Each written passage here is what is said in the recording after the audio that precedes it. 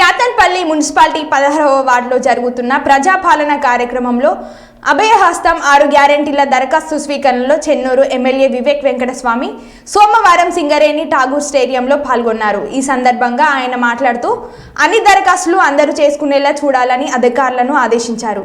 దరఖాస్తులు చేయని వారి ఇంటికి అధికారులు వెళ్లాలి లేదా ఫోన్ చేసి మాట్లాడాలని సూచించారు. లబ్ధిదారుల నుండి అభయహస్తం దరఖాస్తులను ఎమ్మెల్యే స్వీకరించారు.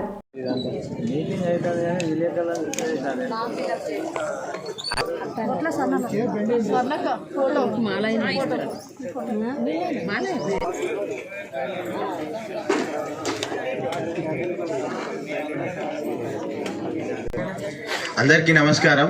ఈ వేదిక పక్కన ఉన్న వాళ్ళందరూ సీట్ల ఆశీలు కావాల్సిందిగా కోరుతున్నాం. ప్రజాపాలన సాధారణంగా ఆహ్వానిస్తున్నాం.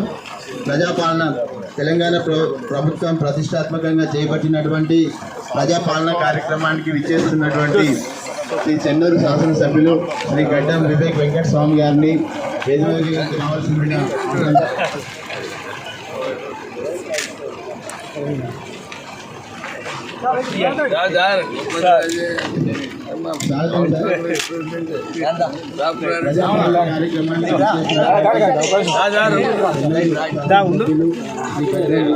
స్వామి గారిని వేదిక మీదకి రావాల్సిందిగా కోరుతున్నాం.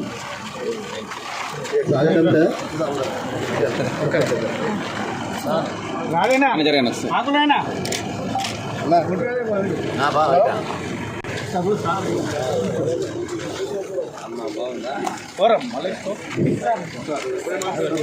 అందరికీ నమస్కారం.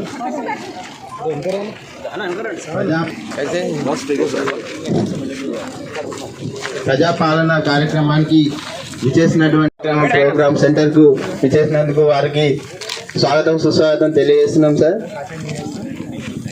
ప్రజాపాలన కార్యక్రమం రాష్ట్ర ప్రభుత్వం ప్రతిష్టాత్మకంగా చేపట్టినటువంటి ప్రజాపాలన కార్యక్రమంలో దరఖాస్తుల స్వీకరణ సెంటర్కు విచ్చేసినటువంటి శ్రీ గడ్డం వివేక్ వెంకటస్వామి గారిని వేదిక మీదకి రావాల్సిందిగా కోరుతున్నాం. స్వాగతం సుస్వాగతం సార్.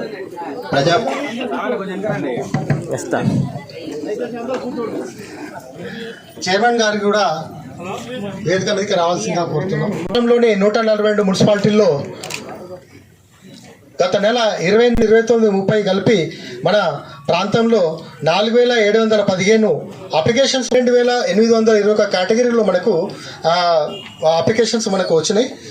దాంట్లో భాగంగా ఇప్పుడు మన ప్రస్తుతం ఉన్న ఈ 16వ వార్డులో ఇప్పటివరకు ఉదయం 8 గంటల నుంచి సాయంత్రం 6 గంటల వరకు ఇక్కడ అప్లికేషన్ల స్వీకరణ జరుగుతుంది. ఇది టైం అయిపోయినాక కూడా మనం మున్సిపల్ ఆఫీస్ పరిస్థితి తెలియకుంటే వాళ్ళకి కూడా హెల్ప్ డెస్క్ కూడా మనం ఏర్పాటు చేసుకున్నాం. అక్కడ వారికి మనకు మున్సిపాలిటీ పరంగా వాళ్ళు హెల్ప్ చేస్తారు. ఇండానికి ప్రతి ఒక్కరు సహకరించాలని కోరుకుంటున్నాం. Thank you so much. ఇప్పుడు అందులో 6 గ్యారంటీస్ అనేది ప్రభుత్వం వచ్చిన తర్వాత చేస్తామన్నారు. అందులో 2 వాగ్దానాలు మీ అందరికీ తెలుసు. ఫస్ట్ ఫ్రీ బస్ ఒకటి, రాజీవ్ ఆరోగ్యశ్రీలో ఇంతకు ముందు ఉన్నటువంటి 5 లక్షలని 10 లక్షలు పెంచి ఆ 2 వాగ్దానాలు నెరవేర్చడం జరిగింది. రిమైనింగ్ వాగ్దానాలు కూడా నెరవేర్చాలంటే ప్రజల్లో ఎంతమంది దగ్గర ఏ అవసరం ఉంది అనేది మీ అప్లికేషన్స్ వస్తేనే ప్రభుత్వానికి దృష్టికి వెళ్తుంది. కాబట్టి ప్రజాపాలన అనే ప్రోగ్రాంలో 28వ తారీఖు నుంచి 6వ తారీఖు వరకు మీ దగ్గర అప్లికేషన్ తీసుకోవడానికి ప్రతి వార్డ్స్లో కావచ్చు, గ్రామ పంచాయతీల్లో కూడా ప్రోగ్రామ్స్ నిర్వహించి తీసుకుంటున్నారు. ముఖ్యంగా ఏంటంటే గ్రామ పంచాయతీలో ప్రతిరోజు ఒక టీం, 2 మండలాన్ని 2 టీములు చేయడం జరిగింది.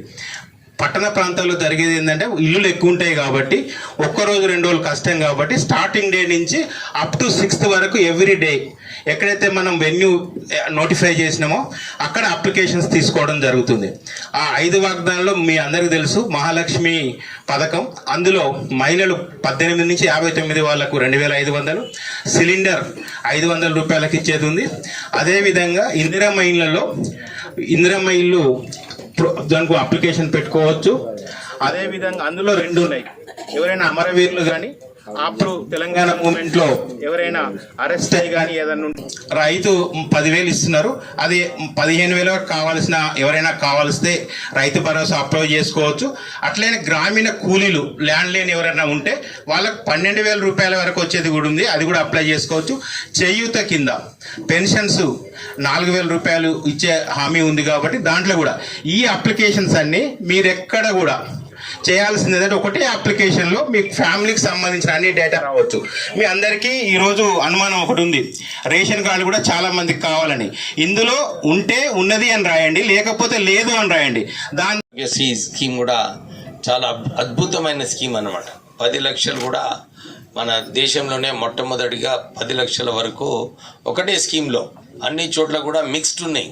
కానీ ఇక్కడ తెలంగాణలో మన కాంగ్రెస్ ప్రభుత్వం ద్వారా మీకు ఆరోగ్య స్కీమ్లో ఒకటే స్కీమ్ ద్వారా 10 లక్షల వరకు మనకు ఫ్రీ ట్రీట్మెంట్ లభిస్తుంది.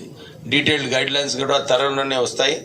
అందరు కూడా ఈ ప్రత్యేకంగా ఈ మీకు అందరు తెలుసు కోవిడ్ టైంలో ఎంత అవస్థలు పడినారు, కానీ రాజీవ్ ఆరోగ్యశ్రీ స్కీమ్ వలన మనందరికీ బాగుంటుంది. దాంతోపాటు మహిళలకు మహాలక్ష్మి స్కీమ్ ఏదైతే ఉందో 2,500 రూపాయలు మీ ఖాతాలో జమ చేయడము, 500 రూపాయలు గ్యాస్. ఇంతకుముందు మనం 1,200 రూపాయల గ్యాస్ మనకు లభించేది, కానీ కాంగ్రెస్ ప్రభుత్వం ఒక నిర్ణయం తీసుకుంది, లేదు మనం 500 రూపాయలను ఇవ్వాలని చెప్పి అది కూడా త్వరలోనే ఇంప్లిమెంట్ చేయడానికి ఈరోజు మనం అప్లికేషన్స్ తీసుకుంటున్నాము. 200 యూనిట్స్ ఇప్పుడే డిఆర్డిఓ గారు స్పష్టంగా అన్నిటి గురించి చెప్పడం జరిగింది. చాలామంది కూడా ఇందిరమ్మ ఇల్లులు కావాలంటున్నారు. ఎందుకంటే 10 సంవత్సరాలు అందరు కూడా తెలంగాణ వచ్చిన తర్వాత మాకు డబుల్ బెడ్రూమ్ ఇల్లు కావాలని చాలా ఆశించిండ్రు, కానీ అది అమలు కాలేదు.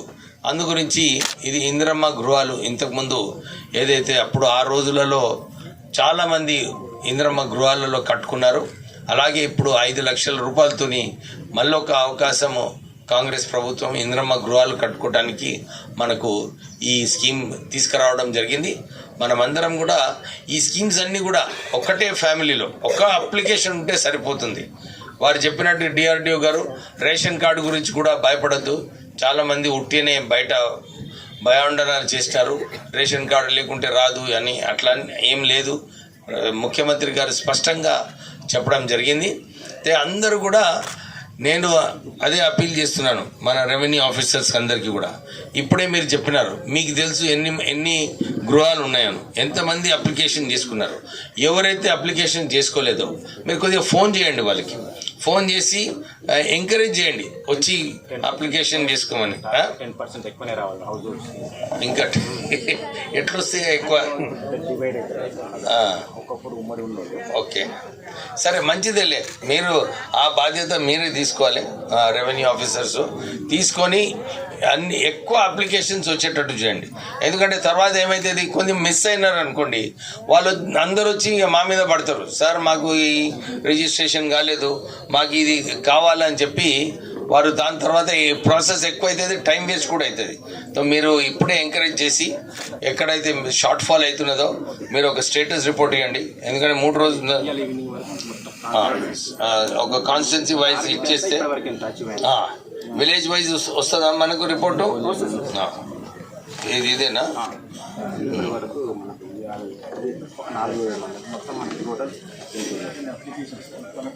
చాలా తక్కువ కదయా.